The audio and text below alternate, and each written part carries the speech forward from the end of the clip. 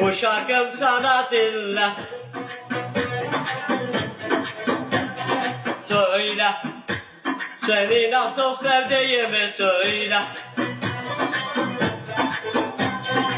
İptal oldum aşka seninle, kayboldum gözlerinden. Uçurumsuzsa bu bedende, her şeyi bırakıp bir köşeye, yanmaya hazırım ben seninle ateşlerde.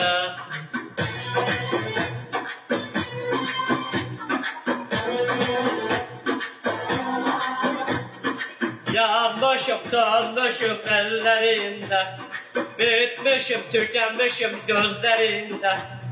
İptal oldum aşka seninle, kayboldum gözlerinden. Uçurum tutsam bu bedende, her şeyi bırakıp bir köşeye, yanmaya hazırım ben seninle ateşlerde.